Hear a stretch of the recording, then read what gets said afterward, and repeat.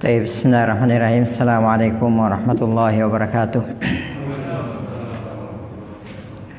إن الحمد لله نحمده ونستعينه ونستغفره ونعوذ بالله من شرور أنفسنا ومن سيئات أعمالنا ما يهده الله فلا مضل له وما يضلل فلا هادي له وأشهد أن لا إله إلا الله وأشهد أن محمدا عبده ورسوله لا نبي بعده اللهم صل وسلم وبارك وعنهم على نبينا محمد وعلى آله وصحبه ومن سار على نهجه ومن جاهد بجهاده وتمسك بسنته إلى يوم الميعاد أما بعد يا أيها الذين آمنوا اتقوا الله حق تقاته ولا تموتن إلا وأنتم مسلمون يا أيها الناس اتقوا ربكم الذي خلقكم من نفس واحدة وخلق منها زوجها وبث منهما رجالا كثيرا ونساء واتقوا الله الذي تساءلون به والأرحام إن الله كان عليكم رقيبا يا أيها الذين آمنوا اتقوا الله وقولوا قولا سديدا يصلح لكم أعمالكم ويغفر لكم ذنوبكم ومن يطع الله ورسوله فقد فاز فوزا عظيما أما بعد فإن أصدق الحديث كتاب الله وخير الهدى هدى محمد صلى الله عليه وسلم وشر الأمور محدثاتها فإن كل محدثة بدعة وإن كل بدعة ضلالة وكل ضلالة في النار أي كما قال رسول الله صلى الله عليه وسلم ثم أما بعد Ikhwati fillah rahimani wa rahimakumullahu ta'ala jami'a. Seperti biasa sebelum kajian ini kita mulai, mari sejenak kita meluangkan waktu kita untuk kembali memanjatkan puji dan syukur kehadirat Allah Subhanahu wa taala, yang mana sampai pada sore hari yang sangat berbahagia ini Allah Subhanahu wa taala masih senantiasa memberikan kepada kita berbagai macam karunia dan kenikmatannya. Di antaranya nikmat kesehatan, nikmat kesempatan dan waktu luang, dan yang terbesar adalah nikmat Islam, nikmat iman, nikmat taufik, nikmat hidayah, nikmat sunnah serta nikmat tauhid. Dengan seluruh nikmat inilah kita sampai pada detik ini masih bisa melaksanakan berbagai macam bentuk ketaatan kepada Allah Subhanahu wa taala, melaksanakan sunnah-sunnah Rasulullah sallallahu alaihi wasallam, dan menunaikan berbagai macam kewajiban-kewajiban kita sebagai seorang muslim, sebagai seorang mukmin. Di antaranya melaksanakan sholat maghrib secara berjamaah, lalu kemudian dilanjutkan dengan thalabul ilmi. Kemudian selanjutnya tak lupa pula salam dan salawat semoga senantiasa tercurahkan atas junjungan Nabiullah Muhammad sallallahu alaihi wasallam, Nabi yang telah membawa kita, Nabi yang telah mengeluarkan dan menuntun kita dari gelap dan pekatnya alam jahiliyah menuju kepada terangnya alam Islam yang sempurna. Ikhwati fillah rahimani wa rahimakumullahu ta'ala jami'a. Insyaallah pada sore hari yang sangat berbahagia ini, kembali atas izin Allah Subhanahu wa taala kita akan melanjutkan pembacaan kitab Al-Kabair, buah karya dari Al-Imam Az-Zahabi rahimahullahu taala. Dan sampai pada saat ini kita masih berada pada Al-Kabir As-Sadisah, dosa besar yang ke-6, yaitu uququl walidain, yaitu durhaka kepada kedua orang tua. Pada pertemuan yang telah lalu kita sudah membacakan dalil-dalil yang dibawakan oleh beliau rahimahullahu taala, baik itu dari nas-nas yang bersumber dari Al-Qur'an, kemudian dari hadis-hadis Rasulullah sallallahu alaihi wasallam, maupun perkataan para ulama rahimahumullahu taala jami'an. Insyaallah pada pertemuan kita kali ini kembali kita akan melanjutkan pembacaan kitab Al-Kabair ini, buah karya dari Al-Imam Az-Zahabi rahimahullahu taala. Qala al-muallif rahimahullahu taala wa anhu sallallahu alaihi wasallam qala, dan juga dari Rasulullah sallallahu alaihi wasallam beliau bersabda. Hadis ini diriwayatkan oleh Imam Ahmad rahimahullahu taala, datang dari sahabat mulia Abu Darda radhiyallahu taala anhu. Rasulullah sallallahu alaihi wasallam bersabda, la yadkhulul jannata aqun, tidak masuk surga orang yang durhaka kepada orang tuanya. Jadi ini perlu dicatat baik-baik. Ini harus diingat baik-baik. Ini kita jadikan sebagai pedoman kita. Karena hakikat kita keberadaan kita di dunia ini dalam rangka untuk beribadah kepada Allah Subhanahu wa taala. Kita beribadah agar supaya Allah Subhanahu wa taala menyelamatkan kita dari mana? Menyelamatkan kita dari api neraka. Kemudian Allah Subhanahu wa taala memasukkan kita ke dalam surga. Ini adalah kesuksesan yang hakiki. Ya, faman zuhziha 'anil nar wa udkhilal jannata faqad faz. Barang siapa yang dibebaskan dari api neraka kemudian dia dimasukkan ke dalam surga, maka sungguh dia telah beruntung. Ya, faqad faza fawzan 'azima. Ini adalah merupakan keuntungan, keberuntungan yang sangat besar sekali ketika seseorang dimasukkan ke dalam surga dan dibebaskan dari api neraka. Ya. Nah, berbakti, berdurhaka kepada kedua orang tua, ya, durhaka kepada kedua orang tua atau kepada salah satu orang tua kita, ini adalah merupakan penghalang bagi kita untuk masuk ke dalam surganya Allah Subhanahu wa taala. Ya, nanti akan kita lihat bagaimanapun banyaknya amalan kita, ya, bahkan kita pun melaksanakan menegakkan semua rukun-rukun Islam yang ada, ya, akan tetapi kita durhaka kepada kedua orang tua kita, itu juga menjadi penghalang untuk kita masuk surga. Ya. Nah, Rasulullah SAW katakan di sini, la yadkhulul jannata aqun. Tidak masuk surga orang yang durhaka kepada orang tuanya. Wala mudminu khamrin. Tidak juga kepada pecandu khamar. Ya, tidak juga kepada pecandu khamar. Wala mukadzibu bil qadar. Dan tidak pula orang yang mendustakan qadar, ya, mendustakan takdir. Dan insyaallah poin yang ketiga ini ada pembahasan tersendiri nanti di kitab ini. Ya, pada Al-Kabira, dosa besar ke-37. Kalau antum punya buku terjemahannya, antum bisa lihat nanti di halaman 105. Nah, ini ada pembahasan tersendiri. Ya, juga nanti meminum khamar atau meminum minuman keras. Nah, poinnya di sini adalah bahwa kalau seorang hamba, seorang muslim durhaka kepada orang tuanya, salah satu di antara kedua orang tuanya atau kedua orang tuanya, maka pasti dia tidak akan masuk ke dalam surga. Ya. Taib, ikhwati fillah rahimani wa rahimakumullahu taala jami'a. Ya, warawa Isa bin Talha. Ya, warawa Isa bin Talha bin Ubaidillah an Amr bin Murrah al-Juhani. Ya, diriwayatkan dari Isa bin Talha bin Ubaidillah dari Amr bin Murrah al-Juhani anna rajulan qala, bahwasanya ada seorang laki-laki bertanya kepada Rasulullah sallallahu alaihi wasallam. Ada seorang laki-laki yang bertanya kepada Rasulullah SAW. Jadi kadang-kadang dalam hadis itu tidak disebutkan nama sahabat atau tidak diperkenalkan nama sahabat. Jadi seorang laki-laki bertanya gitu. Biasanya seperti itu. Jadi kadang-kadang disebutkan namanya atau disebutkan orang tertentu. Kadang-kadang juga tidak diketahui siapa yang bertanya tersebut. Ya, akan tetapi jelas, ya, siapapun itu mereka adalah sahabat Rasulullah Sallallahu Alaihi Wasallam. Ya, karena definisi daripada sahabat itu apa? Bertemu dengan Rasulullah SAW walaupun sesaat, beriman kepada Rasulullah SAW, kemudian meninggal di atas keimanannya, itulah sahabat radhiyallahu taala anhum ajma'in. Ataupun misalnya, ya, dia beriman kepada Rasulullah SAW, qadarullah di belakang hari dia murtad. Lalu kemudian di belakang hari dia beriman lagi, dia berislam lagi, dia bertaubat, maka dia tetap seorang sahabat. Seperti yang pernah mengaku sebagai seorang nabi palsu, ya, yaitu Tulaiha al-Asadi, ya, Tulaiha, ya, itu diperangi di zamannya Abu Bakar As-Siddiq radhiyallahu taala anhu.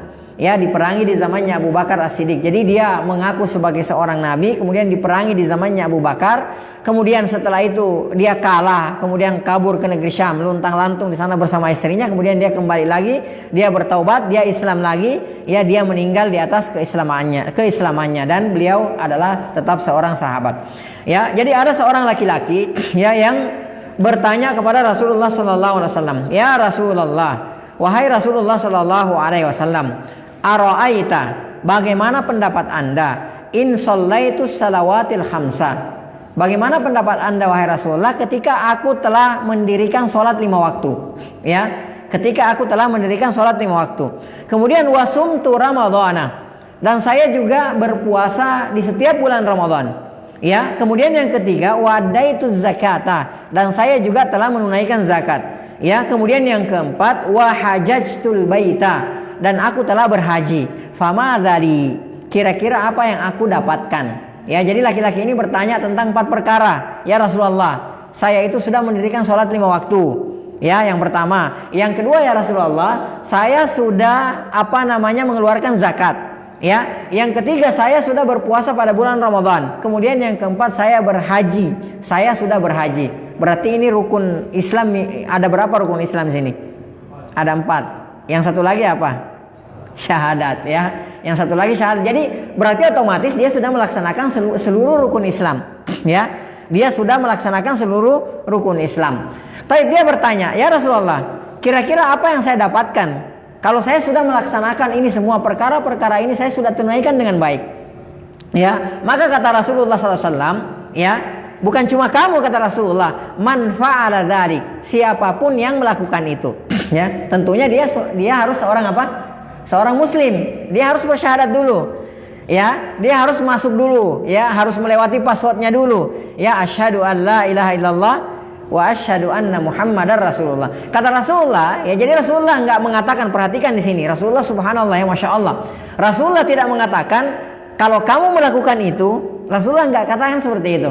Akan tetapi Rasulullah katakan apa? Man fa'ala dzalik, siapapun. Ya, tentu dia harus seorang muslim. Ya, kata Rasulullah, man fa'ala dzalik, siapapun yang telah melakukan itu 4 perkara, mendirikan sholat 5 waktu, berpuasa di bulan Ramadan, kemudian dia mengeluarkan zakat, dia berhaji kalau dia mampu, ya, maka kata Rasulullah SAW, kana ma'an nabiyyin, maka dia kelak akan bersama dengan para nabi. Masya Allah, ya, nggak cukup sampai di situ. Kata Rasulullah, wasiddiqin, dan para siddiqin, di antaranya dia akan bersama dengan siapa? Abu Bakar As-Siddiq radhiyallahu taala anhu, karena beliau adalah salah seorang As-Siddiq, ya. Kemudian kata Rasulullah, wasyuhada, juga akan bersama dengan orang-orang yang mati syahid. Masya Allah. Jadi mereka bersama dengan para nabi, kemudian mereka bersama dengan As-Siddiqin, kemudian mereka bersama dengan orang-orang yang mati syahid, ya.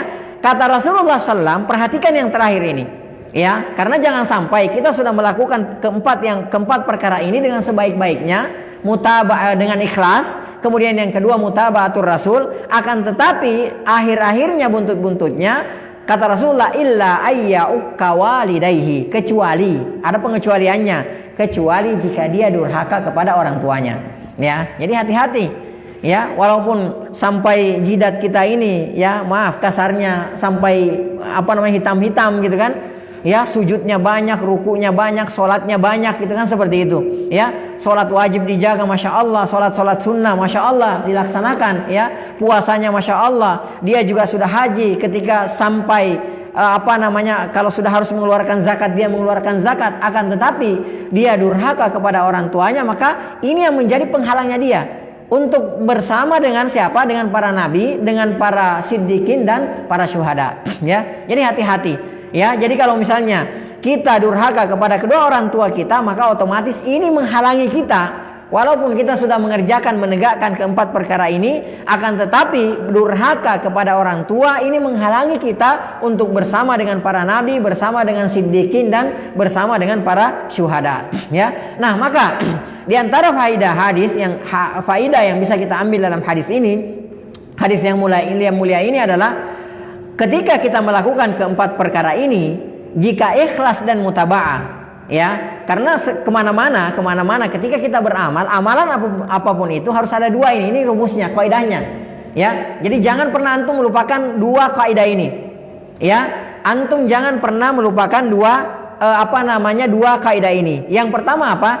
Ikhlas. Yang kedua mutaba'ah, mengikuti tuntunan Rasulullah SAW, apapun itu, ya, apapun itu. Karena kalau 2 ini kurang, atau salah satu di antara 2 ini kurang, percuma, juga tidak akan diterima oleh Allah Subhanahu wa taala. Jadi kalau misalnya sholat 5 waktu, kemudian puasa di bulan Ramadan, kemudian berzakat, ya, kemudian berhaji, ini harus ada yang pertama ikhlas lillahi subhanahu wa taala, yang kedua mutaba'atur Rasul, ya. Ikhlas saja tidak mutaba'ah tidak diterima. Mutaba'ah saja, mengikuti Rasul saja, akan tetapi dia tidak ikhlas, juga tidak diterima oleh Allah Subhanahu wa taala. Jadi jangan pernah lupakan yang 4 ini.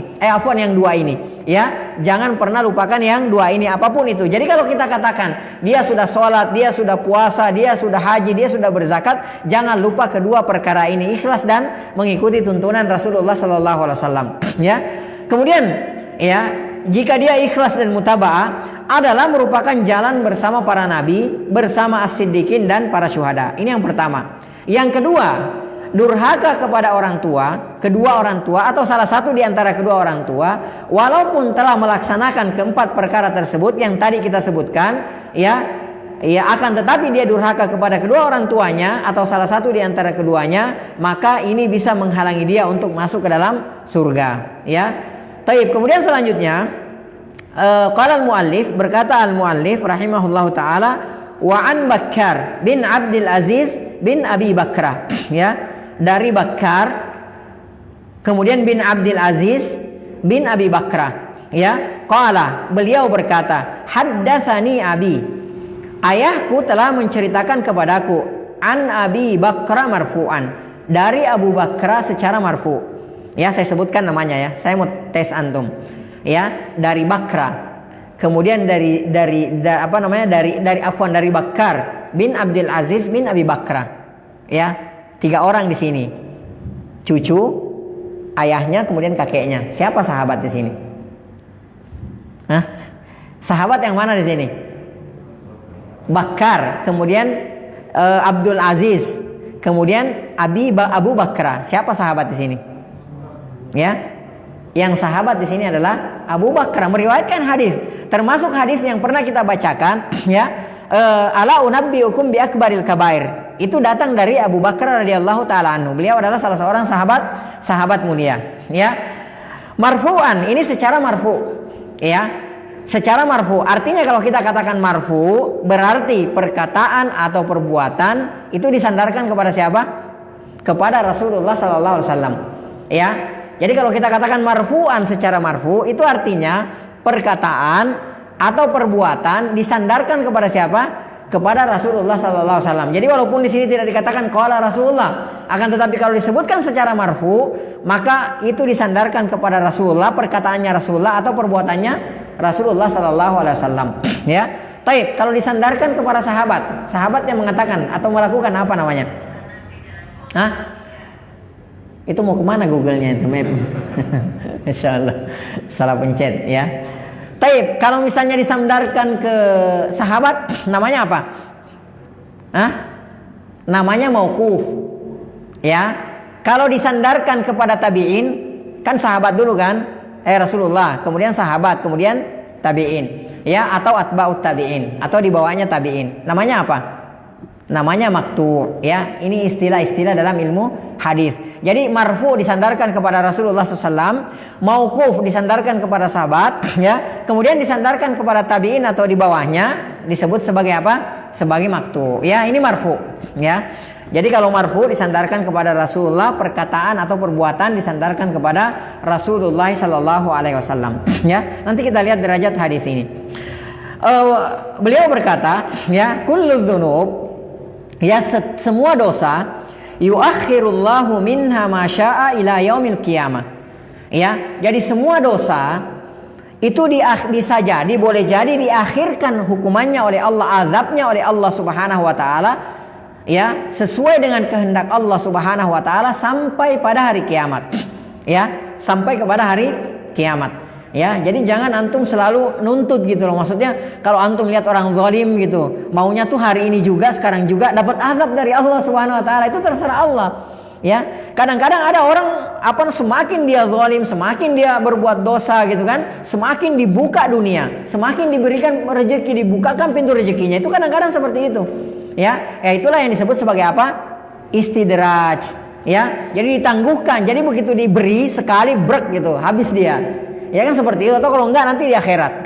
Ya, kalau enggak nanti di akhirat. Nah, kata Rasulullah SAW, semua dosa yuakhirullahu minha ma syaa ila yaumil qiyamah. Jadi seluruh dosa itu diakhirkan oleh Allah Subhanahu wa taala azabnya sesuai dengan kehendaknya sampai nanti pada hari kiamat. Ya, kecuali satu, kata Rasulullah SAW, illa uquqal walidain, kecuali durhaka kepada kedua orang tua. Ya, durhaka kepada orang tua ini tidak pakai ditunda-tunda oleh Allah Subhanahu wa taala. Ya, antum biasa nonton sinetron kan, azab ilahi? Hah?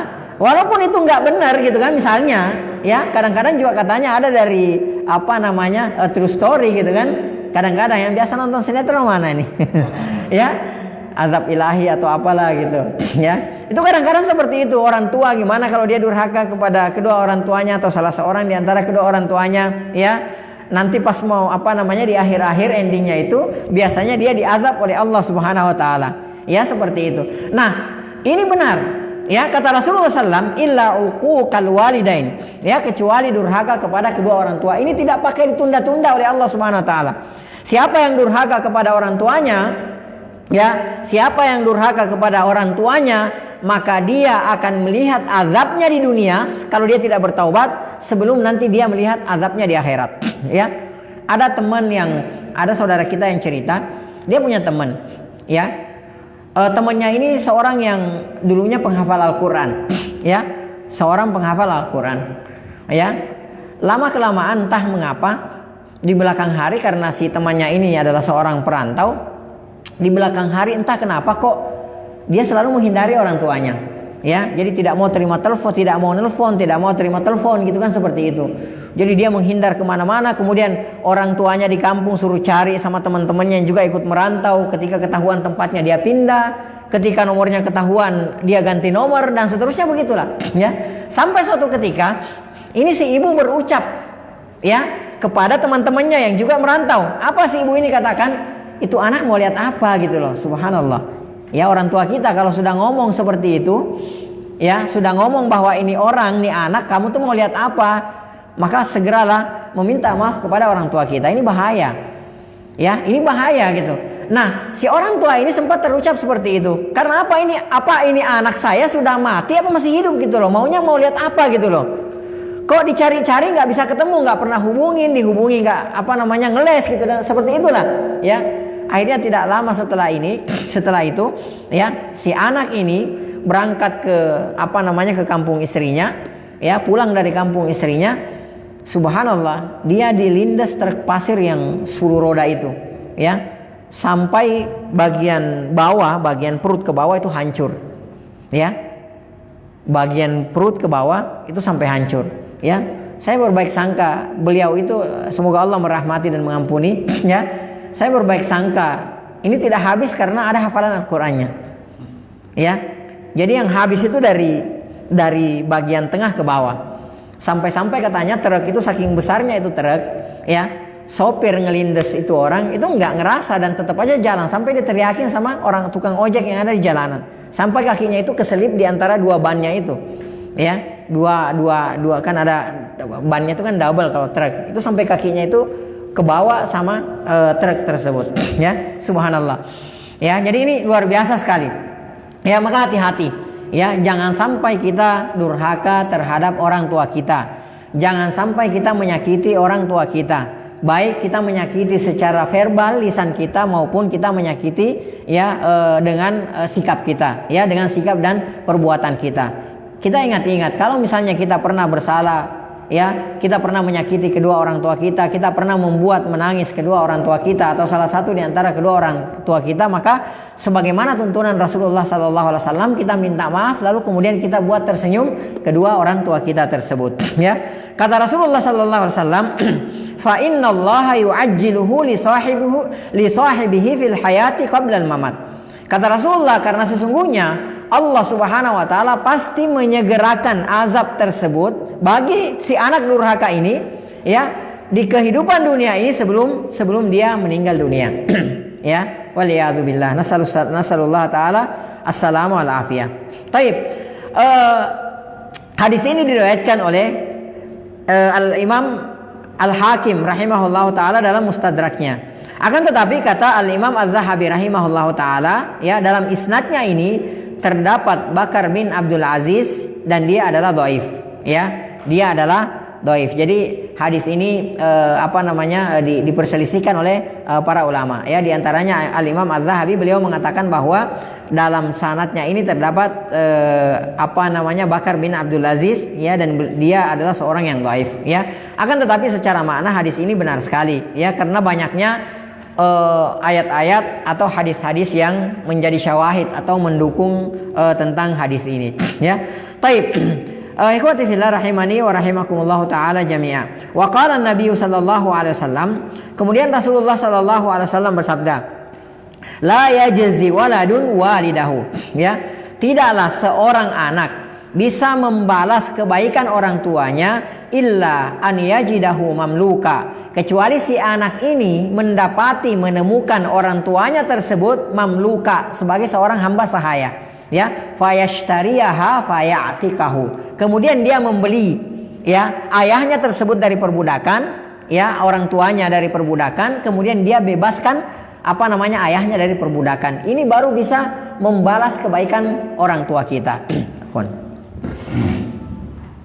Ya, jadi kata Rasulullah, apapun yang kita lakukan, sebanyak apapun kebaikan kita terhadap kedua orang tua kita, ya, itu tidak bisa menebus, ya, jasanya kebaikannya orang tua terhadap kita. Kecuali kata Rasulullah SAW, kalau kita mendapati orang tua kita dalam kondisi menjadi seorang budak sahaya, hamba sahaya, lalu kemudian kita beli, lalu kemudian kita bebaskan. Ya, ini sekarang nggak ada lagi perbudakan. Ya, tidak ada lagi sekarang ini perbudakan, dan kita nggak tahu nanti, kita nggak tahu. Akan tetapi karena sekarang sudah tidak ada lagi perbudakan, itu artinya tidak ada jalan bagi kita, ya, untuk sampai ke level bisa membalas semua kebaikan orang tua kita. Ya, karena sekarang tidak ada perbudakan. Antum tahu nggak? Di zaman Rasulullah Sallallahu Alaihi Wasallam, ya, dan di zaman para sahabat, itu masya Allah, itu tidak murah untuk membebaskan seorang budak sahaya. Itu tidak murah. Antum tahu siapa yang membebaskan Bilal bin Rabah radhiyallahu taala anhu? Siapa? Abu Bakar As-Siddiq radhiyallahu taala anhu. Rasulullah SAW melihat bagaimana Bilal disiksa dengan dahsyatnya, dengan luar biasanya disiksa oleh tuannya, Umayyah bin Khalaf. Sampai kemudian Rasulullah SAW pulang, lalu kemudian berkata di depan para sahabatnya, pada saat itu ada Abu Bakar As-Siddiq radhiyallahu taala anhu. Apa yang Rasulullah katakan? Inna Bilalan yu'adzabu fi sabilillah. Kasihan Bilal, diazab di jalan Allah Subhanahu wa taala, disiksa oleh majikannya di jalan Allah Subhanahu wa taala. Ya, antum tahu bentuk penyiksaannya? Ya, ini nggak main-main. Bentuk penyiksaannya ditaruh di tengah padang pasir, ya, di tengah padang pasir yang panas, yang teriknya super gitu kan. Kita tahu lah, yang pernah ke sana, yang pernah ke Saudi tahu lah, ya. Apalagi kalau musim panas, bisa lebih di atas daripada 50 derajat panasnya. Itu ditaruh, dijemur di situ, kemudian nggak cukup sampai di situ, ditindihkan batu besar di atas dadanya. Ya, ditindihkan batu besar di atas dadanya. Kemudian, ya, pada saat itu Bilal tidak puasa, Bilal tidak sholat, gitu kan, seperti itu. Ya, jadi bukan karena dia saat itu sholat, atau kemudian dia puasa, atau kemudian dia berhaji, kemudian dihalangi untuk tidak melakukan itu, enggak. Dia cuma disuruh keluar dari agamanya Nabi Muhammad SAW. Ya, karena dia mengatakan la ilaha illallah, ya, tidak ada ilah yang berhak disembah kecuali Allah Subhanahu wa taala. Dia cuma disuruh mengingkari itu. Ya, dia cuma disuruh kembali mengikrarkan bahwa banyak ilah-ilah mereka selain Allah Subhanahu wa taala. Ya, cuma itu keyakinan gitu loh. Ya. Nah, akhirnya Rasulullah SAW kembali, ya. Lalu kemudian beliau mengatakan inna Bilalan yu'adzabu fi sabilillah. Kasihan Bilal, diazab di jalan Allah Subhanahu wa taala. Abu Bakar radhiyallahu taala anhu, Masya Allah, beliau itu feelingnya Masya Allah, perasaannya luar biasa. Jadi Rasulullah nggak bilang wahai Abu Bakar tolonglah itu Bilal, enggak. Buru-buru Abu Bakar tanpa diperintah, tanpa diperintah gitu kan, seperti itu, langsung buru-buru menuju ke rumahnya. Dia ambil uang, ya, dia datang ke Umayyah bin Khalaf, ya. Kemudian dia katakan, ya, ini budak kamu, saya mau beli. Kamu jual berapa? Kata dia, udah beli aja, nggak ada gunanya kok ini budak. Ya, nggak ada gunanya ini budak, udah beli aja. Ya, berapa kamu mau jual? Kata Umayyah, ya, saya di satu riwayat dikatakan bahwa dia menjual dengan 9 uqiyah. Di riwayat yang lain dikatakan 5 uqiyah. Ya, antum tahu nggak 1 uqiyah itu berapa? 1 uqiyah itu kalau dikonversikan ke emas itu 119 gram emas. Ya, kali 9 uqiyah. Coba antum kalikan, matematika anak jelek. Ya, coba antum kalikan 119 kali 9.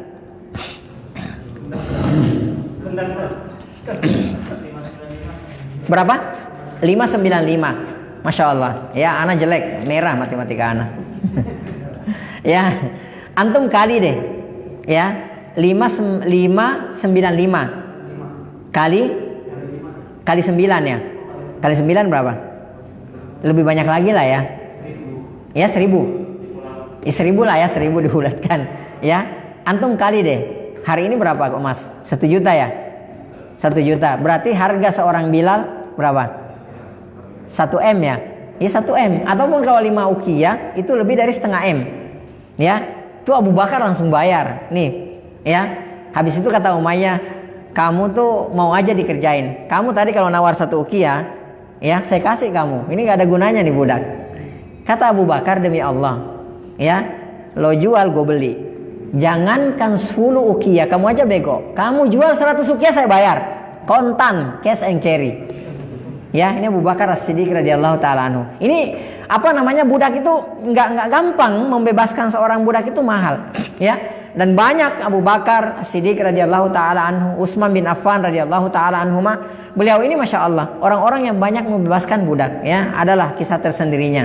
Ya, yang jelas di sini intinya bahwa ya kita tidak akan pernah bisa membalas kebaikan orang tua kita, kata Rasulullah SAW, sebanyak apapun kebaikan itu, sampai ketika orang tua kita menjadi seorang hamba sahaya, lalu kita beli dari tuannya, ya, lalu kita bebaskan. Kalau misalnya tuannya misalnya orang tua kita misalnya bilang, saya mau jual ini 100 miliar, ya, saya mau jual, kalau kamu beli silakan 100 miliar. Nah, kalau kita bisa tebus 100 miliar, baru kita bisa balas kebaikan orang tua kita. Dan sekarang saat ini tidak ada perbudakan. Maka itu artinya apa? Saat ini kita tidak bisa membalas kebaikan orang tua kita. Ya. Taib. Ikhwati fillah rahimani wa rahimakumullah taala jami'a. Kemudian wa anhu alaihi salatu wassalam bi sanadin hasan. Kemudian juga dari Rasulullah sallallahu alaihi wasallam dengan sanadnya yang hasan. Ya. Rasulullah sallallahu alaihi wasallam bersabda, la'anallahu al-aq liwalidayhi. Ya, Rasulullah sallallahu alaihi wasallam melaknat orang yang durhaka kepada orang tuanya. Hadis ini diriwayatkan oleh Imam Al-Hakim dalam Mustadraknya. Ya, jadi hati-hati ya. Jadi banyak sekali dia akan diazab oleh Allah Subhanahu Wa Taala sebelum meninggal. Dia akan diperlihatkan azabnya oleh Allah Subhanahu Wa Taala, dilaknat oleh Rasulullah sallallahu alaihi wasallam. Jadi banyak, Allah Subhanahu Wa Taala akan melaknat dia. Ya, seperti itu. Jadi betapa luar biasa ya penderitaan yang akan dialami oleh orang-orang yang durhaka kepada orang tuanya. Ya, taib. Wa qala alaihi salatu wassalam. Ya, dan Rasulullah sallallahu alaihi wasallam bersabda. Ya, hadis ini diriwayatkan oleh Imam At-Tirmidzi. Datang dari Ali bin Abi Sahabat mulia Ali bin Abi Thalib radhiyallahu taala anhu. Ya, Rasulullah bersabda, al-khalatu bimanzilatil ummi. Ya, al-khala bimanzilatil ummi. Bibi itu kedudukannya seperti ibu, khala. Ya. Kalau Rasulullah dalam bahasa Arab, khala itu artinya apa? Bibi dari pihak mana? Antum kalau yang belajar bahasa Arab insya Allah tahu ini. Ya, tapi kalau nggak belajar bahasa Arab, antum harus buka kamus dulu. Ya, harus buka kamus dulu. Ya, antum jangan-jangan nanti lihat orang tenggelam dia bilang Said nih, lari dulu ke rumah gitu kan. Lihat orang tenggelam, terus bahasa Arab Said nih gitu. Buka kamus dulu, keburu tenggelam orang gitu loh. Canda ya. Taib. Kata Rasulullah SAW, khala bibi itu dari pihak mana? Ya. Naam, dari pihak ibu. Itu bahasa Arab Masya Allah. Jadi kalau misalnya khalatun, ya, bibi dari pihak ibu. Ya, jadi saudarinya ibu kita, kakaknya atau adiknya ibu kita. Tapi kalau dari pihak bapak kita, kakaknya, ya, kakak perempuan atau adik perempuannya bapak kita namanya apa? Ammatun. Ya, ammatun. Ya, jadi ain panjang terus mim dan ta marbutoh. Kalau ini khalatun, kha panjang kemudian lam kemudian ta marbutoh. Ya, jadi kalau dari pihak ibu, ya, saudari kakaknya ibu kita, ya, atau adiknya ibu kita, bibi namanya apa? Khalatun. Tapi kalau misalnya adik perempuan ayah kita atau kakak perempuan ayah kita namanya ammatun. Ya, itu perbedaannya di situ. Nah, yang dimaksudkan di sini adalah, ya, saudari perempuannya ibu kita, apakah kakaknya atau adiknya. Ya. Nah, kata Rasulullah, bibi itu kedudukannya seperti ibu, ya, kedudukannya seperti ibu. Jadi dalam hal ini, ya, para ulama, ya, berbeda pendapat ketika mereka memaknai hadis ini. Pertama, Ya, mereka mengatakan bahwa yang dimaksud bibi kedudukannya seperti bibi kedudukannya seperti ibu di sini adalah bahwa bibi itu lebih berhak untuk mengasuh anak kecil yang ditinggal ibunya. Ya, jadi kalau misalnya ada seorang anak kemudian ditinggal oleh ibunya, maka yang berhak mengasuhnya itu adalah bibi dari pihak ibu. Ya, ada ulama yang berpendapat seperti itu memaknai hadis ini. Ya. Dan sebagaimana perkataannya Ibnu Hajar ya dalam kitab Fathul Bari. Kemudian yang kedua, ya, bahwa bibi lebih berhak untuk mendapatkan hak asuh, kebaktian, penghormatan dari anak dan yang lainnya selama tidak diatur secara khusus dalam syariat, ya, seperti warisan. Ini yang kedua, ya. Kemudian Az-Zahabi rahimahullah taala menjelaskan hadis ini. Beliau mengatakan fil birri wal ikrami wassilah.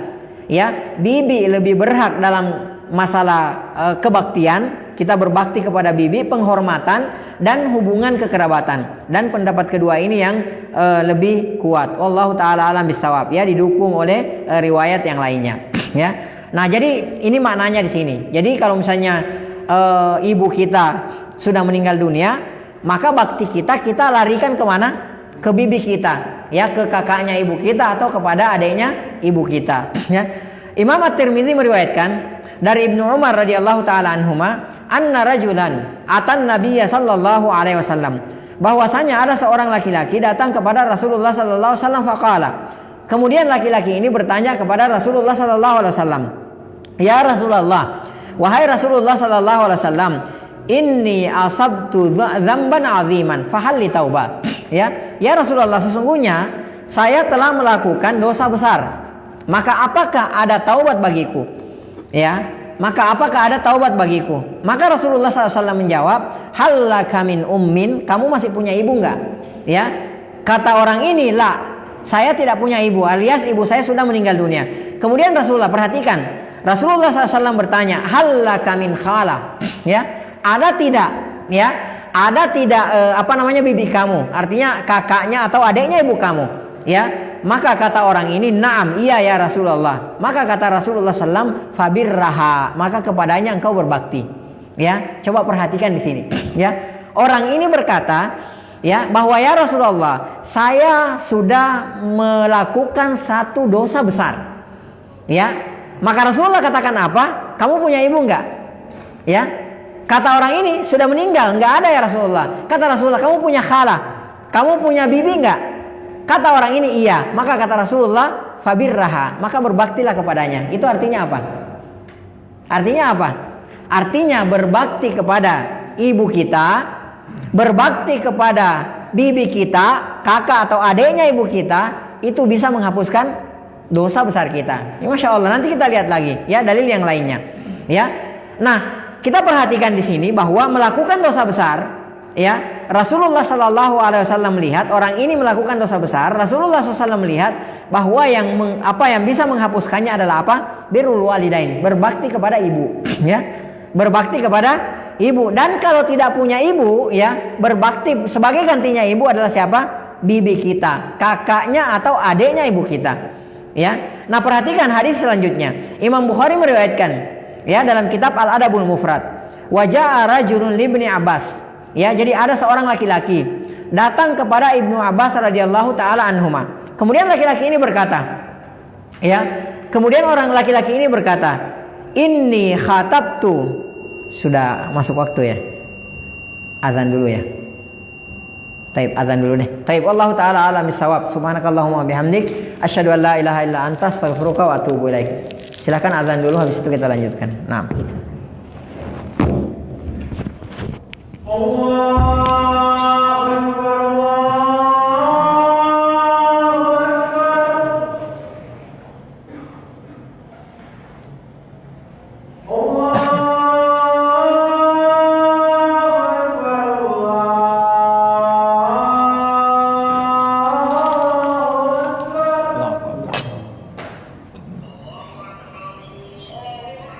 أشهد أن لا إله إلا الله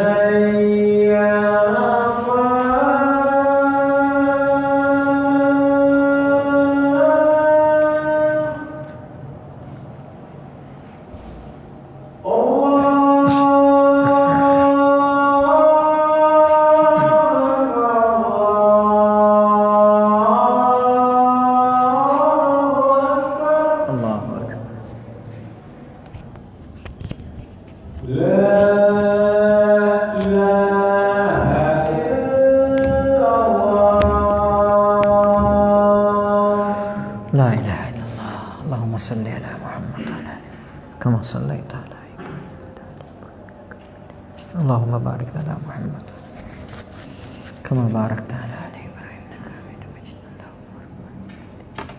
Salatul kalimat mab'ats maqam.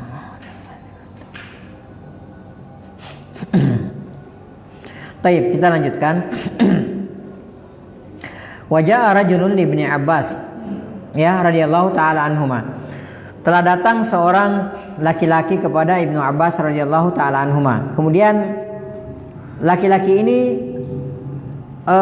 curhat kepada Ibnu Abbas radhiyallahu taala anhuma. Ya.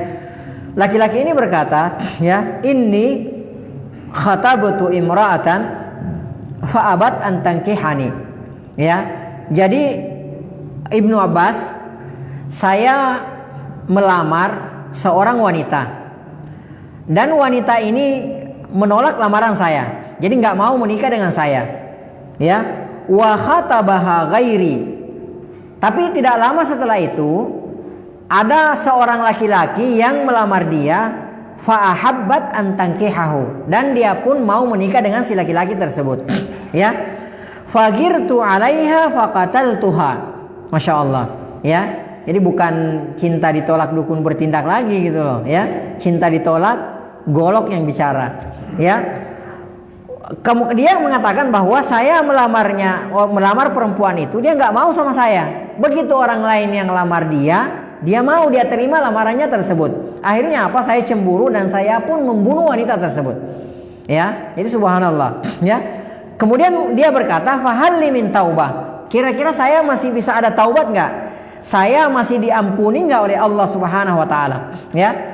Maka apa kata Ibnu Abbas radhiyallahu taala anhuma, ummuka hayya, ya, apakah ibumu masih hidup? Maka orang ini berkata, la, ya, orang ibu saya sudah meninggal dunia. Maka kata Ibnu Abbas radhiyallahu taala anhuma, ya, tub ilallah. Kalau begitu engkau bertaubat kepada Allah Subhanahu wa taala, wa taqarrab ilaihi mastata'ta. Ya, dan engkau bertakarrub kepada Allah Subhanahu wa taala semampu engkau. Ya, fadhahaba, kemudian si laki-laki ini apa? Pergi. Ya, perhatikan. Ya. Begitu laki-laki ini menceritakan bahwa saya membunuh si wanita ini yang menolak lamaran saya, ya. Ibnu Abbas langsung berkata apa? Bertanya apa? Apakah ibumu masih hidup? Ya. Jadi beliau tidak langsung berkata bertaubatlah kepada Allah Subhanahu wa taala. Akan tetapi beliau bertanya, apakah ibumu masih hidup? Maka orang ini berkata tidak. Maka apa kata Ibnu Abbas? Karena jawabannya tidak, maka kata Ibnu Abbas, tub ilallah, bertaubatlah kepada Allah Subhanahu wa taala, wa taqarrab ilaihi mastata'ta, dan hendaklah engkau bertakarrub terus-menerus kepada Allah Subhanahu wa taala semampu kamu. Akhirnya orang ini pun pergi, ya. Qala rawi, yang meriwayatkan hadis ini, bertanya kepada Ibnu Abbas radhiyallahu taala anhuma, ya. Fasa'altu Ibnu Abbas, Kata perawi, maka saya pun bertanya kepada Ibnu Abbas radhiyallahu taala anhuma, ya, lima sa'altahu an hayyati ummihi, wahai Ibnu Abbas, kenapa Anda menanyakan perihal ibunya masih hidup atau sudah meninggal?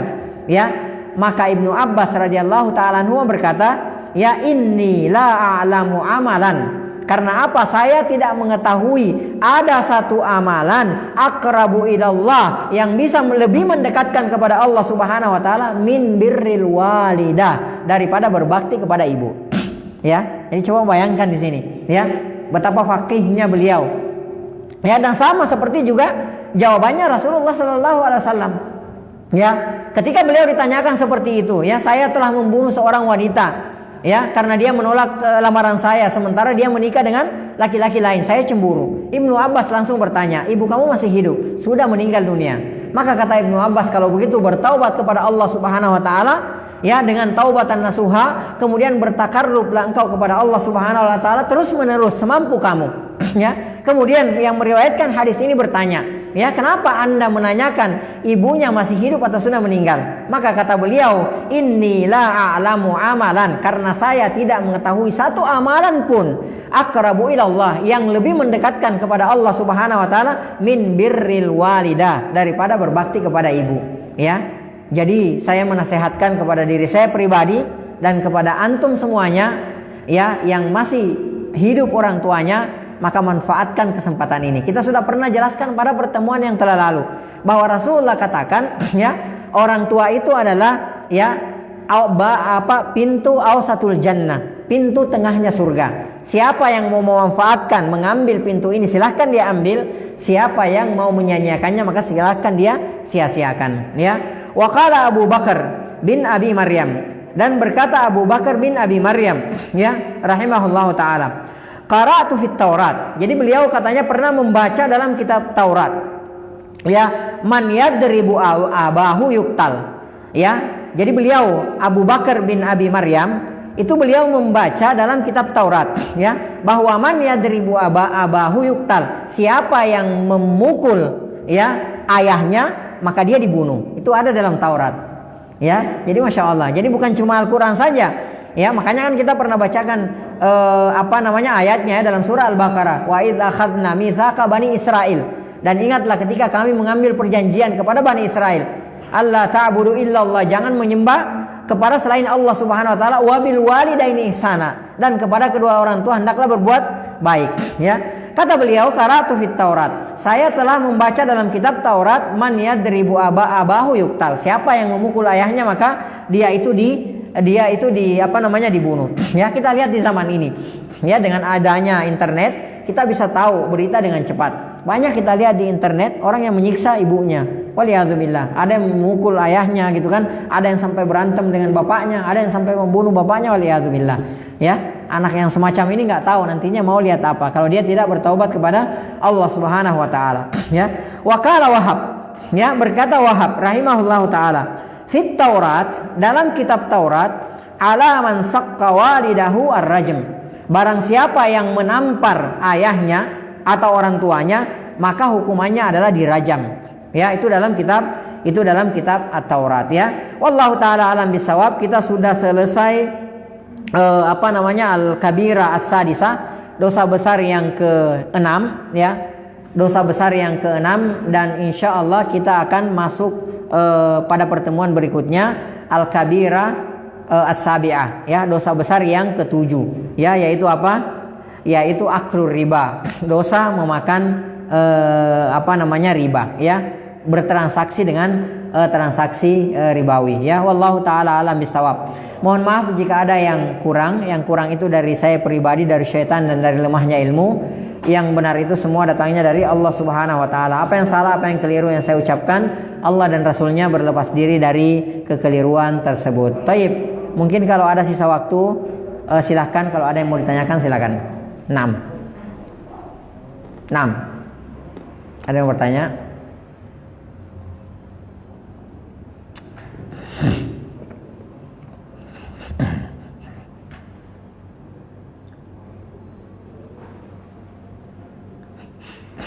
Ada yang mau bertanya?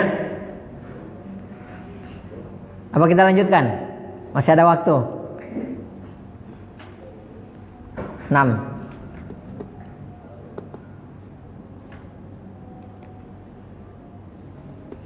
Kalau nggak ada yang mau bertanya, kita lanjutkan ya. Ya, masih ada beberapa menit, masalahnya sayang. Ya, kita masuk ke al-kabira as-sabi'ah. Ya, al-kabira as-sabi'ah. Dosa besar yang ketujuh, yaitu aklu riba.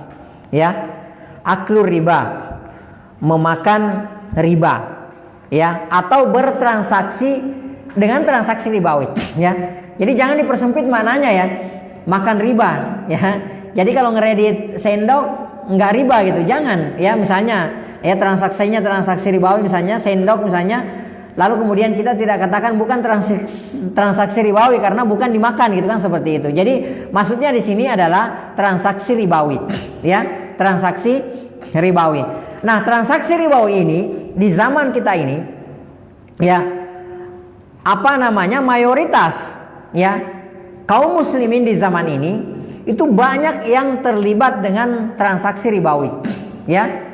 Padahal ini adalah merupakan dosa besar ya, dosa besar. Bahkan kata Rasulullah, dan nanti akan kita lihat dalilnya ya, Rasulullah pernah katakan bahwa riba itu adalah salah satu di antara as-sab'u al-mubiqat ya, salah satu di antara 7 dosa yang membinasakan, itu riba ya, transaksi riba. Ini saking apa namanya, saking dahsyatnya dosanya daripada riba ini ya, sampai Rasulullah SAW mengatakan bahwa riba ini adalah merupakan 7 perkara yang membinasakan ya.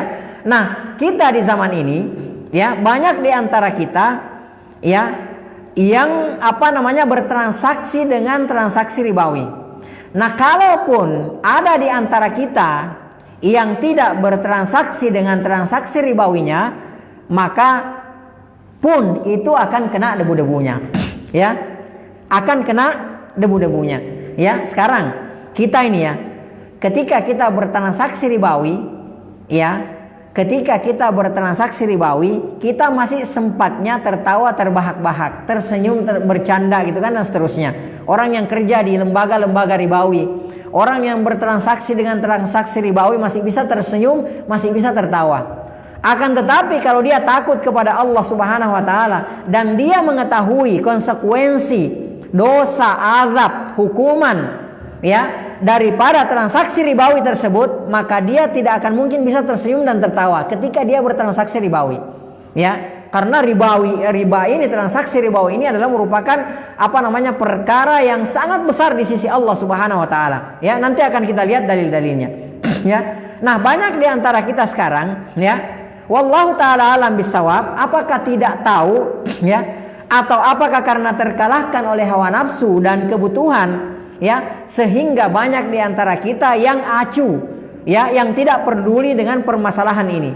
Bahkan mohon maaf, banyak dari kita mulai dari perabot, tempat tinggal sampai kepada kendaraan, semuanya transaksi ribawi ya. Banyak di antara kita mulai dari sendoknya, piringnya, tempat tidurnya, makan ya dengan riba, alat makannya dengan transaksi ribawi ya, tidur di atas tempat tidur yang transaksi ribawi, tinggal di dalam rumah yang di dalam rumahnya tersebut adalah transaksi ribawi, naik kendaraan yang mana kendaraannya tersebut adalah transaksi ribawi. Lalu siang malam dia mengatakan ya Rob, ya Rob ya, ya Rob, ya Rob, jadikan anak saya sebagai anak yang soleh ya, anak yang soleha. Sementara semuanya serba transaksi ribawi. Waliyadzubillah. Bahkan saya sendiri pernah dengar ya, saya sendiri, telinga saya dengar sendiri, katanya kalau saya tidak kredit ya, bertransaksi dengan transaksi ribawi ya, saya tidak bertransaksi ribawi, ngutang mobil pakai transaksi ribawi, gimana saya mau semangat kerja, katanya. Subhanallah ya, subhanallah, dia nggak tahu betapa nikmatnya orang yang tidak punya utang, walaupun dia naik angkot, walaupun dia naik sepeda. Susah juga, sepeda aja sekarang ratusan juta juga ya, angkot lah atau jalan kaki lah, dia nggak tahu betapa nikmatnya orang yang jalan kaki tapi tidak punya utang gitu loh, seperti itu ya. Saya dengar sendiri ada orang yang bilang seperti itu. Bagaimana saya mau semangat kerja kalau saya tidak bertransaksi dengan transaksi ribawi? Akhirnya rumahnya pakai transaksi ribawi, kendaraannya pakai transaksi ribawi ya, agar supaya katanya dia apa? dia semangat untuk bekerja. Tapi kenyataannya yang saya lihat, ya, kepalanya sekarang sudah putih semua, padahal orangnya masih muda. Ya, itu saya lihat sendiri. Saya nggak mau vonis ya, kalau mohon maaf, ya, bahwa kalau rambutnya putih transaksinya ribawi, enggak. Ini yang saya lihat. Ya, ini yang saya saksikan sendiri, yang saya dengar sendiri, yang saya saksikan dengan mata kepala saya sendiri. Ya, baik. Kata Rasulullah SAW, akan ada satu masa, ya, di masa itu orang banyak yang bertransaksi ribawi. Itu tadi, ya. Jadi dia sambil bertransaksi ribawi itu, ya, sambil senyum-senyum, ketawa, terbahak-bahak, seolah-olah dia akan hidup selamanya. Dan seolah-olah setelah dia mati, ya, selesai urusan. Ya, tidak ada perhitungan, tidak ada azab kubur, tidak ada hisab dan seterusnya. Tidak ada neraka, tidak ada surga. Seolah-olah seperti itu, ya. Imam An-Nasai meriwayatkan dari Abi Hurairah radhiyallahu taala anhu, Rasulullah sallallahu alaihi wasallam bersabda, "Ya'ti 'alan nasi zamanun ya'kuluna riba." Ya, akan datang satu masa, ya, satu zaman, ya, mereka orang-orang pada saat itu ya'kuluna riba. Mereka semua makan riba, bertransaksi dengan transaksi ribawi. Ya, faman lam ya'kulhu, kalaupun ada yang tidak makan riba, kalaupun ada yang tidak bertransaksi dengan transaksi ribawi, asabahu min ghubarihi, maka dia akan terkena debu-debunya. Kenyataan gak hari ini? Hah? Kenyataan gak hari ini? Saya pernah bawakan kajian tentang riba ini. Ya, di sesi terakhir tuh ada yang nanya. Ya, itu mungkin saking mustahilnya bagi dia. Ustadz, saya mau tanya, ada nggak orang sekarang yang kendaraannya bukan riba, mobilnya bukan riba, kendaraannya bukan riba, tempat tinggalnya bukan riba, ya, dan segala macam yang dia sebutkan satu persatu. Saya bilang ada, Pak, cuma saya nggak mau sebut orangnya, tapi banyak, ya, karena yang dia tahu semua bertransaksi dengan transaksi ribawi, karena mungkin dia mengukur dengan ukuran dirinya. Ya, saya bilang insya Allah banyak, Pak, ya. Nanti japri sama saya sebutkan orangnya satu persatu. Tapi jangan di sini, karena nanti menimbulkan riya kan seperti itu. Ya, saya punya teman, ya, di di daerah Semarang, ya, hafizahumallahu taala. Beliau itu masya Allah, itu saking tidak maunya bertransaksi dengan transaksi ribawi, saking maunya bebas gitu ya. Itu sampai-sampai beliau itu tidak mau buka rekening apapun. Ya, antum coba bayangin betapa repotnya orang yang tidak punya rekening. Coba kalau punya uang 1 miliar, mau taruh mana? Antum bawa bantal. Ya, coba itu. Dia nggak mau gitu. Cara nyimpen duitnya gimana? Dia cara nyimpen duitnya diantaranya adalah dia beli emas. Ya, dia beli emas. Kalau dia punya rezeki dia beli emas. Ketika dia butuh dia lepaslah emas itu. Tapi bukan emas yang dipakai istri antum, yang di sini 10, di sini 10. Bukan itu gitu. Emas yang berupa yang kayak di mana nggak usah sebutkan ya. Ya seperti itulah. Ya, jadi begitu dijual misalnya harganya ada yang 1 juta, ada yang 15 juta, ada yang 10 juta dan seterusnya. Ketika dia butuh itu. Kemudian kalau misalnya mau transaksi apa, kemudian repot, kata dia lebih baik saya repot di dunia daripada nanti di akhirat saya repot. Ya, ada orang yang seperti itu. Ya. Nah, Rasulullah sallallahu alaihi wasallam, ya, itu memberikan isyarat bahwa akan ada zaman gitu ya. Akan ada zaman di mana manusia pada saat itu bertransaksi makan harta riba. Dan kalaupun dia terbebas tidak bertransaksi dengan transaksi ribawi, kemudian dia tidak dia tidak bertransaksi dengan transaksi ribawi, kalaupun dia tidak makan riba, akan tetapi dia akan terkena debu-debunya. Ya. Para ulama hadis memang betul mengkritisi hadis ini. Ada yang mengatakan hadis ini dhaif, ya. Akan tetapi yang perlu kita ketahui secara makna hadis ini adalah benar. Ya, hadis ini adalah hadis yang maknanya benar. Ya, didukung oleh banyak hadis-hadis yang lainnya. Ya, taib. Yang perlu kita ketahui sekarang, ya, kenapa sampai pada saat ini kita umat Islam ini dihinakan oleh Allah Subhanahu Wa Taala? Ya, kalau kita lihat data statistik yang ada pada hari ini di seluruh dunia, saya tanya sama antum. Siapa yang paling banyak hari ini? Siapa yang paling banyak? Umat Islam atau orang kafir? Secara umum seluruh dunia. Orang kafir. Benar. Di Indonesia aja lah, Indonesia. Orang Islam, ya. Tapi kok bisa? Kenapa? Semakin jumlah kita mayoritas secara jumlah, ya. Kita mayoritas secara jumlah kita banyak, ya. Bahkan semakin kita menunjukkan jumlah kita yang banyak, misalnya dengan ada orang yang coba mengerahkan pengerahan massa secara besar-besaran, loh kok malah 1-2 orang semakin berani ngebully gitu loh. Nah, itu artinya apa? Itu artinya kita sedang dihinakan oleh Allah Subhanahu wa taala, ya. Ada yang katanya sampai bisa mengumpulkan massa sampai 20 juta, 30 juta, ya. Ada 1-2 orang dibully aja oleh 1-2 orang gitu loh, seperti itu. Ya. Ini karena apa? Kita dihinakan oleh Allah Subhanahu wa taala. Salah satu sebabnya apa? Ya, salah satu sebabnya adalah karena kaum muslimin itu masih banyak yang bertransaksi dengan transaksi ribawi. Ini salah satu sebabnya. Ya, kita lihat ya. Rasulullah sallallahu alaihi wasallam bersabda dalam hadis yang diriwayatkan oleh Imam Abu Daud, ya, dari Ibnu Umar radhiyallahu taala anhuma. Rasulullah sallallahu alaihi wasallam bersabda, "Idza tabayatum bil 'ina." Ya, perhatikan kata Rasulullah SAW, ya, apabila kalian bertransaksi dengan transaksi ina. Apa itu transaksi ina? Ya, transaksi ina itu adalah transaksi yang mencoba mengelabui syariat kita. Jadi hakikatnya itu adalah transaksi ribawi, tapi dikemas seolah-olah itu bukan transaksi ribawi, seolah-olah itu adalah perdagangan. Ya, dan pada hari ini banyak sekali yang mengatasnamakan syariat, akan tetapi sebenarnya tidak jauh berbeda dengan konvensional. Ya, jadi hati-hati, ini dosanya lebih besar. Ya, kalau konvensional kan jelas, ya jelas, sudah jelas hukumnya. Akan tetapi kalau mengatasnamakan Allah Subhanahu wa taala, mengatasnamakan syariat, ini dosanya lebih besar. Pasalnya berlapis. Pasalnya berlapis. Belum transaksi ribawinya, belum lagi mengatasnamakan Allah Subhanahu wa taala, mengatasnamakan syariat kita ini. Ya, kata Rasulullah, "Idza tabayatum bil 'ina."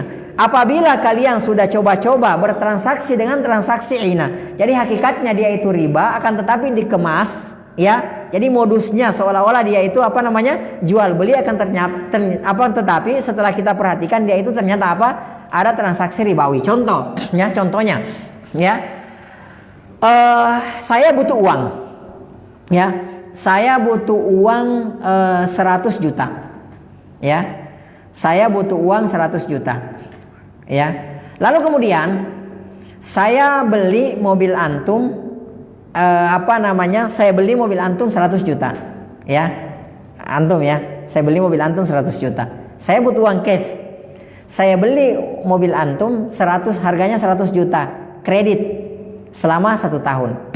Ya. Nah, kemudian setelah terjadi transaksi, ya, setelah terjadi transaksi berarti saya punya utang mobil kepada antum berapa? 1 tahun. Ya, intinya 100 juta. Kemudian setelah itu saya bilang sama antum beli mobil saya ini 80 juta aja. Paham nggak? Ya. Akhirnya saya punya utang sama antum selama setahun, saya harus kredit mobil yang tadinya saya beli kemudian saya jual lagi, kemudian akhirnya saya mendapatkan uang 80 juta. Ini kan namanya mengakali syariat. Ini namanya ina. Ya, bisa dipahami nggak? Apa saya ulang lagi? Bisa dipahami ya? Jadi gini, saya ulangi. Ya, ana beli mobil antum 100 juta. Ya. Kemudian mobil itu tempo 1 tahun. Ya. 1 tahun, tuh bilang nggak pakai riba, ya, nggak pakai riba, pokoknya 1 tahun gitu, ya, ya. Kemudian saya mobil antum saya kredit 1 tahun. Kemudian setelah transaksi saya bilang sama antum beli 80 juta, ya. Akhirnya saya punya uang cash 80 juta, ya. Dan 1 tahun ini, selama 1 tahun saya punya kredit mobil sama antum. Mobil antum miliki kembali. Bisa dipahami? Ini namanya ina, ya. Ya. Langsung. Apakah sekarang atau besok gitu loh. Ya, intinya setelah transaksi.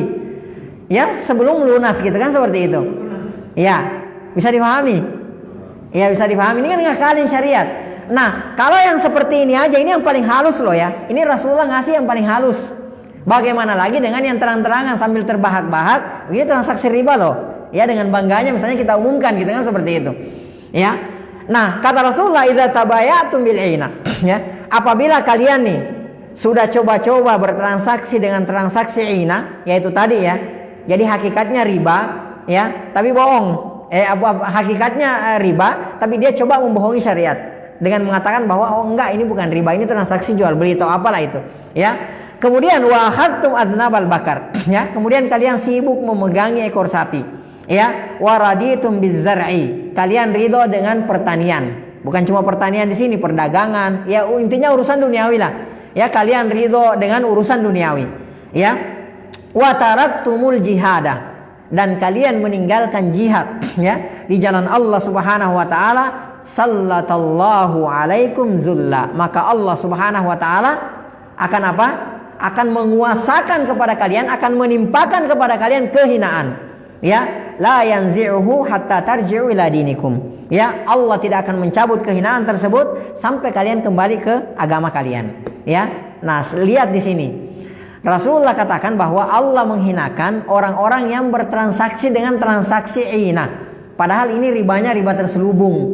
Bagaimana lagi dengan riba yang secara terang-terangan, ya? Yang guru-guru kita, ya, ulama kita sudah menjelaskan bagaimana bahayanya, bagaimana bahayanya transaksi ribawi, akan tetapi tetap aja dilanggar dan ditabrak. Seolah-olah itu hanyalah bualan semata. Padahal ini adalah ancaman dari Allah dan Rasulnya. Nanti dalam kitab ini akan kita lihat bagaimana Imam Az-Zahabi rahimahullah taala membawakan dalil-dalil yang berkenaan dengan masalah ini, ya.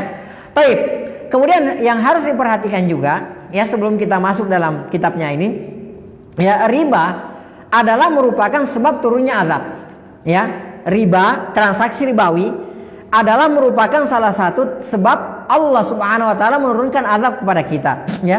Imam Al-Hakim meriwayatkan Rasulullah sallallahu alaihi wasallam bersabda, "Idza dhahara zina", apabila perzinahan telah merajalela, ya, war riba, dan juga perbuatan transaksi ribawi sudah merajalela, fi qaryatin, pada satu negeri, pada satu kampung, pada satu komunitas, ya, faqad ahallu bi anfusihim adzaballah, maka sungguh mereka telah menghalalkan dirinya untuk diazab oleh Allah Subhanahu wa taala. Ya. Jadi hati-hati, ya. Paling tidak kita yang hadir di tempat ini mulai sekarang, mulai malam ini, tinggalkan transaksi ribawi. Sekecil apapun transaksi ribawi tersebut, walaupun atas nama syariat. Ya, tinggalkan semua transaksi ribawi, tinggalkan, agar supaya hidup kita tenang di dunia dan kita nanti selamat di akhirat. Ya. Taib. Dosa riba ini ngeri banget. Ya. Dosa riba ini ngeri banget. Dan kita mungkin sudah sering mendengarkan. Sekarang Masya Allah kajian-kajian tentang muamalat kontemporer, Masya Allah, ya. Guru-guru kita juga subhanallah, Masya Allah, mereka harus luar biasa dalam menjelaskan ini. Jadi, ya, kita khawatir, ya, kalau ada seorang muslim meninggal di atas dosanya ini, kita khawatir Allah Subhanahu wa taala tidak akan memberikan uzur kepada dia. Ya, karena kajian itu sudah di mana-mana, ilmu itu sudah tersebar. Ya, tinggal klik di internet, tinggal lihat di masjid-masjid, mungkin walaupun dia nggak sengaja mendengarkan, mungkin dia lagi duduk, bahkan mungkin dia lagi transaksi ribawi, sayup-sayup kedengaran kajian, atau dia lihat di internetnya, dia lihat di Facebooknya, di Instagramnya, padahal mungkin dia lagi transaksi ribawi, ada yang menjelaskan tentang riba tersebut. Ya, nah kita lihat bagaimana dosanya riba ini. Ya, Ibnu Majah meriwayatkan, juga Ibnul Munzir, Al-Hakim, dan Al-Baihaqi rahimahumullahu taala jami'a, dari Ibnu Mas'ud radhiyallahu taala anhu. Rasulullah sallallahu alaihi wasallam bersabda, "Ar-riba thalathatun wa sab'una baban." Riba itu mempunyai 73 pintu. Masya Allah. Ini bukan berarti pembatasan, ya. Dalam artian bukan berarti cuma 73, banyak, apalagi sekarang. Ya, apalagi sekarang di era sekarang ini, ya. Ini semua semua bisa berubah menjadi riba, apalagi di era kapitalis ini, kan seperti itu, ya. Ini bukan pembatasan, bukan berarti hanya 73, bisa lebih daripada itu, ya. Kata Rasulullah, ya, riba itu mempunyai 73 pintu. Ya, wa aisaruha, yang paling ringan, ya, kata Rasulullah, mislu ayyankihar rajulu ummahu, subhanallah, ya. Seperti seorang laki-laki menzinahi ibu kandungnya sendiri. Ini yang paling ringan loh, ya. Bagaimana kira-kira yang paling berat, ya? Wa nas'alullah ta'ala salam wal afiyah. Ya, ini yang paling ringan kata Rasulullah. Wa aisaruha, yang paling ringan dosanya adalah mithlu ayyankihar rajulu ummahu, seperti dia menzinahi ibu kandungnya sendiri. Ya. Ini dosanya yang paling ringan. Maka bagaimana lagi yang paling besar? Imam Ahmad meriwayatkan, ya, dari Abdullah bin Hanzalah radhiyallahu taala anhu, Rasulullah sallallahu alaihi wasallam bersabda, ya, dirhamun riban. Ya, 1 dirham riba. Ya, 1 dirham itu kalau dikonversikan ke rupiah itu sekitar mungkin 75.000. Ya, sekitar 75.000. Karena 1 dirham itu 2,975 perak. Ya. Kalau dinar kan 4,25 gram emas. Ya. Nah, berarti kalau misalnya kita konversikan sekarang 1 dirham itu ya sekitar 75.000 lah. Ya. Sekitar 75.000. Perhatikan kata Rasulullah SAW, dirhamun riban, 1 dirham riba, bukan 1000 dirham ya, 1 dirham riba, ya'kuluhur rajul wa huwa ya'lam, ya. Dia makan riba tersebut sedang dia mengetahui, ya, bahwa itu adalah transaksi ribawi. Ya, asyaddu min sittatin wa thalathina zanya. Itu lebih sadis dosanya daripada berzina, ya. Berapa? 36 kali berzina. Ya, subhanallah.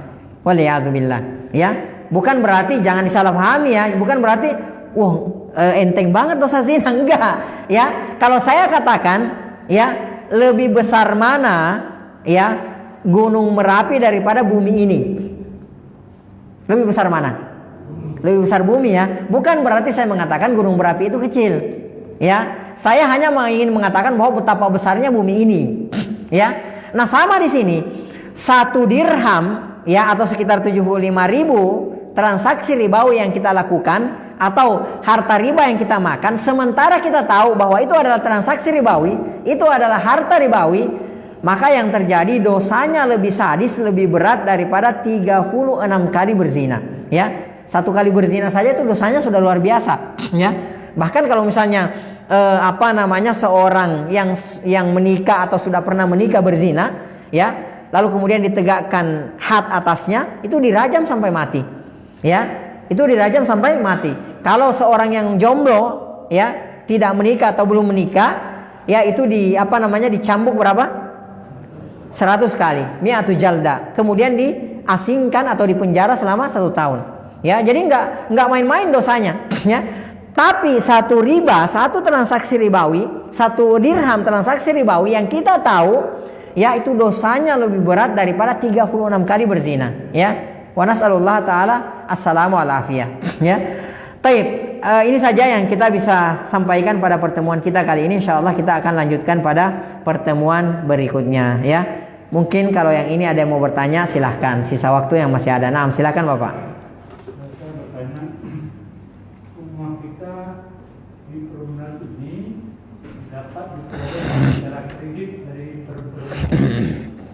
Yang diselenggarakan oleh pemerintah sendiri. Apakah transaksi dengan perunas seperti yang berlaku sampai sekarang, yang berunas dan bukan developer lain kan lagi masalahnya, itu termasuk dibawahi atau tidak? Wallahu ta'ala alam bisawab. Saya nggak tahu transaksinya seperti apa ya Pak ya. Mungkin perunas dulu, iya. Awal itu kita mencicil selama 2 tahun kalau nggak salah, 6.000 rupiah per sebulan. Taib. Kalau terlambat bayar ada denda. Kalau terlambat bayar denda. Misalnya nih, bayar setiap tanggal 10. Lewat tanggal 10 ada denda. Saya lupa ya, tapi karena kebetulan terlambat saya dengar ya. Iya. Kalau misalnya mohon maaf Bapak, kita membayar menyewa dulu selama 2 tahun, karena yang lain juga sama pengalamannya itu, sebesar 6.000 rupiah sebulan. Kemudian setelah 2 tahun itu dijadikan uang muka. Wallahu ta'ala alam bisawab ya. Mungkin kebetulan besok kan ada guru kita yang datang ya. Mungkin Bapak bisa tanyakan ke guru kita besok siang insya Allah ya. Saya takut salah jawab. Yang jelas mohon maaf Bapak. Kalau kita sudah 20 tahun, tahun 79 punya rumah ini sampai sekarang berurusan dengan riba terus menerus kalau begitu. Betul, kalau transaksi ribawi ya seperti itulah Bapak. Ya. Dan cara bertaubatnya adalah dengan menjual rumah tersebut ya. Lalu kemudian ya kalau harus ngontrak ya tidak apa-apa. Ngontrak di dunia daripada di akhirat kita tidak punya rumah, dan lebih sadis lagi kita diazab. Itu pemerintah mengorbankan rakyat yang beragama Islam kalau begitu. Wallahu ta'ala alam bisawab ya. itu urusannya dengan orang-orang yang bertransaksi ribawi. Jadi siapapun itu yang terlibat dalam transaksi ribawi, nanti akan kita pelajari hadisnya. Rasulullah bersabda, la'ana Rasulullah sallallahu alaihi wasallam akilar riba. Rasulullah sallam melaknat orang yang makan riba. Orang yang makan riba itu adalah krediturnya, ya, wa mukilahu, debiturnya, ya, wa katibahu, dan yang menuliskan, wa syahidaihi, dan kedua saksinya, wahum sawa, dosanya sama. Ya, jadi siapapun itu ya yang terlibat dalam transaksi ribawi, apakah dia krediturnya, debiturnya, yang memberi yang menuliskan, ya, notarisnya atau saksinya, ya, sekuritinya, atau siapapun yang terlibat, semua kena dosa. Kita nggak lihat siapapun itu, ya, semua kena dosa, ya, semua kena dosa, kecuali kalau misalnya di belakang hari dia bertaubat kepada Allah Subhanahu Wa Taala. Apakah sistem cicilan yang dilaksanakan oleh pelunas itu masuk ribawi atau tidak? Kalau ada dendanya, jelas itu ribawi, karena kaidahnya jelas. Dalam kaidah mengatakan bahwa kullu qardin jara naf'an fahuwa riba. Jadi semua transaksi hutang yang namanya hutang tapi mengambil keuntungan dari hutang tersebut, kaidahnya adalah riba. Dari hutang yang ada manfaatnya, itu namanya apa? Itu namanya riba. Itu hafal aja kaidahnya itu. Ya. Dari situ kita bisa. Kenapa, Bapak?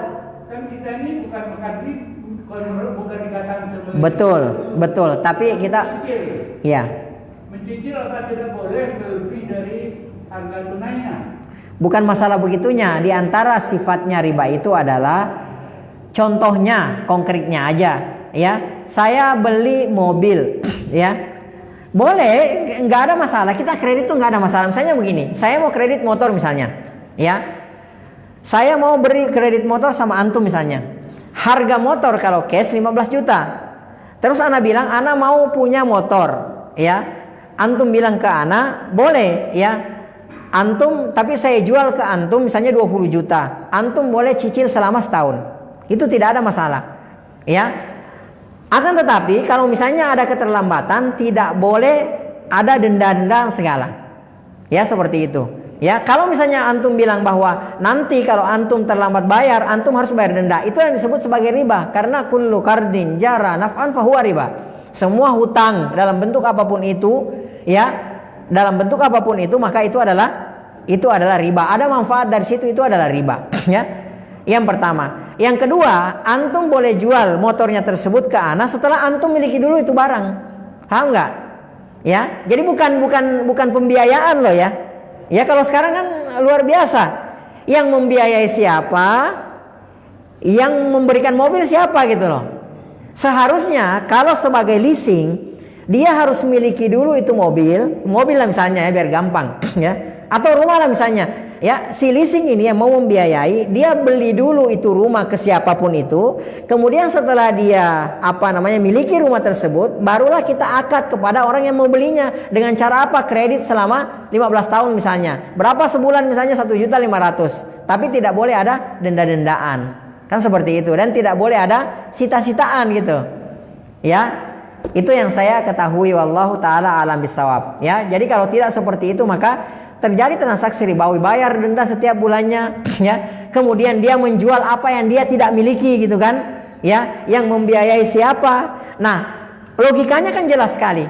Leasing, ya, si bank misalnya, kalau pihak bank pembiaya lah, dia hanya meminjamkan, artinya dia hanya meminjamkan uang kepada siapa? Kepada orang yang meminjam itu, yang mau memiliki mobil. Karena bukan dia yang menjual mobilnya kepada si pembeli ini. Akan tetapi dia hanya pembiayaan. Lalu kemudian ditambahlah dari harga kendaraan tersebut, ya. Wa ahallallahu al-bai'a wa harramar riba. Ya, Allah Subhanahu wa taala, ya, itu menghalalkan jual beli dan mengharamkan riba. Ya.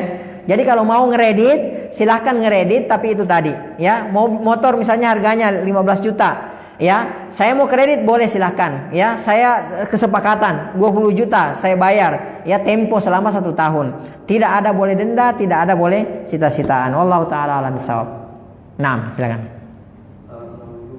Waalaikumsalam. Di suatu bank syariah, kita kan bank syariah terus saya mengambil wadiah dan nggak ada transaksi, nggak ada apa itu administrasi apa terus itu kita ditawarin dari pihak banknya untuk membekukan dana mungkin dalam sekian berapa gitu dalam jumlah tertentu dalam waktu misalkan 6 bulan atau setahun gitu, dana kita dibekukan terus dikasih hadiah dari pihak bank itu termasuk riba apa enggak? Iya. Ya, kembali lagi ke kaidah. Kullu qardin jara naf'an fahuwa riba. Ya. Kenapa dia berbaik hati ngasih antum hadiah? Dibekukan karena dana kita dibekukan sama dia. Iya, karena antum ngasih, ya itu kan antum ngomong dibekukan, dia ngomong dibekukan, tapi karena antum memberikan pinjaman kepada dia. Apakah betul dana antum dibekukan? Ya kan seperti itu, ya. Ya. Jadi intinya, ya, dia tidak akan memberikan antum hadiah, ya, kalau antum tidak ngasih uang ke dia, kan seperti itu, ya. Wallahu taala alam bisawab, dijauhi aja. Nah. Jadi termasuk riba ya? Iya. Wallahu taala alam bisawab. Nanti besok bisa ditanyakan lagi ya. Yang masalah seperti ini, muamalah kontemporer ini, besok guru kita datang dan antum tanyakan aja ke beliau, ya. Nah. Misalnya kita minjem uang cash 1 juta untuk beli rumah, kurang aja gitu ya. Terus kita memang saudara nih, dia punya duit cash, dia tahu dikasih, saya cicil setahun, ya saking senangnya kita ngomong deh, nanti kalau saya beli saya belikan. Terus dia bilang, oh nggak usah, itu dosa, nggak boleh. Gimana Ustaz hukumnya? Jatuh nggak janji itu untuk melebihkan atau tidak? Iya, jangan dilebihkan karena itu riba namanya. Justru itu riba, ya. Antum mau ribet aja ya, udah dikasih gratisan. Canda. Enggak, itu riba, enggak boleh. Enggak boleh. Hatta begini misalnya nih. Misalnya begini nih, ya. Afwan gini, misalnya begini. Selama ini ana enggak pernah ngasih makanan ke antum. Selama ini ya yang berjalan gitu. Ya. Tiba-tiba suatu ketika ana butuh uang sama antum, ana pinjam sama antum. Misalnya ana butuh 5 juta. Ya. Tiba-tiba pasca ana ngutang ke antum, kok tiba-tiba ana rajin kirim makanan ke antum. Riba enggak ini? Ini riba. Antum jangan makan makanan itu karena itu riba. Ya, dan saya tidak boleh lakukan itu kecuali kalau selama ini memang sudah berjalan seperti itu. Artinya mungkin setiap minggu, setiap bulan saya biasa ngasih antum makanan. Tiba-tiba ada pinjaman dan niat saya memang bukan seperti itu insya Allah nggak ada masalah.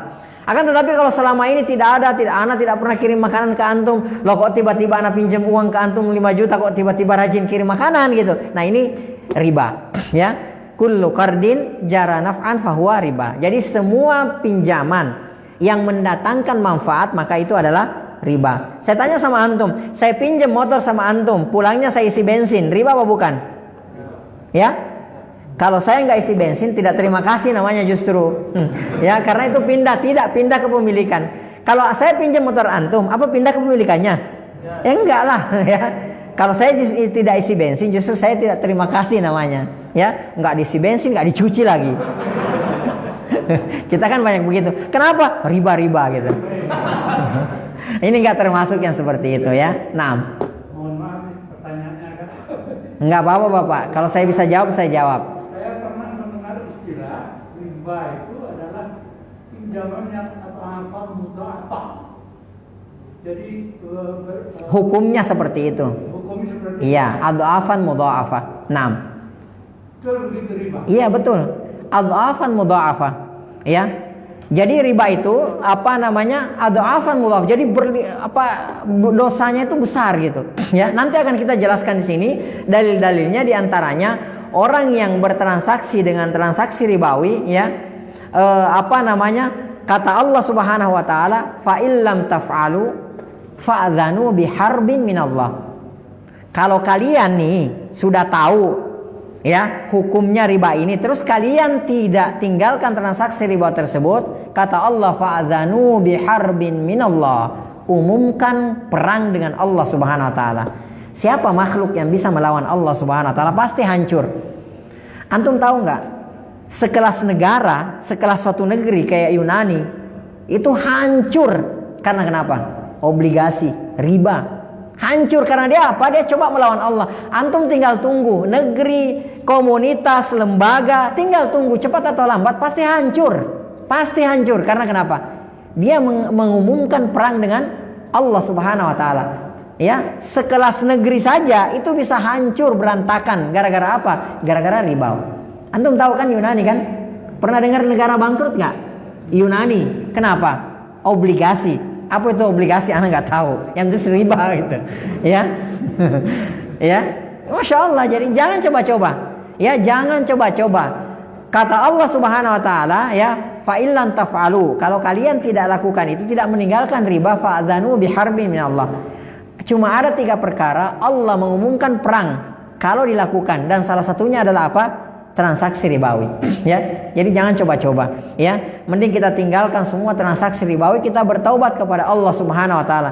Mending ya teman kita ngejek kita misalnya handphonenya handphone jadul daripada harus bertransaksi dengan transaksi ribawi. Mending kita jalan kaki naik angkot daripada harus bertransaksi dengan transaksi ribawi. Mending kita hujan-hujanan di dunia ini daripada nanti kita berenang di sungai darah yang sangat panas, yang setiap kali mau ke pinggiran dilempar sama malaikat supaya dia ke tengah lagi. Ya, mending di dunia kita menderita, kita ngontrak ya. Kita kalau ngontrak di dunia nggak berdosa. Ya, kita nggak wajib punya rumah kalau kita nggak mampu. Kan seperti itu. Akan tetapi kalau kita bertransaksi dengan transaksi ribawi, maka azab Allah Subhanahu wa taala menunggu kita. Ya, nantilah kita lihat dalil-dalilnya ya. Yang intinya bahwa transaksi ribawi ini ngeri banget ya. Jadi benar kalau kata ada orang biasa menulis ngeri banget, itu benar. Ya, karena memang ternyata dalam Al-Qur'an dan hadis Allah Subhanahu wa taala mengancam dengan ancaman yang sangat luar biasa sekali ya. Semoga Allah memberikan hidayah kepada kita semua. Semoga Allah Subhanahu wa taala mengampuni dosa kita semua. Kita tutup dengan doa, subhanakallahumma bihamdik asyhadu an la ilaha illa anta astaghfiruka wa atubu ilaik. Hadani Allahu wa iyyakum wa sallallahu ala nabiyyina Muhammad wa ala alihi washabihi ajmain wa akhiru da'wana alhamdulillahirabbil alamin. Assalamualaikum warahmatullahi wabarakatuh.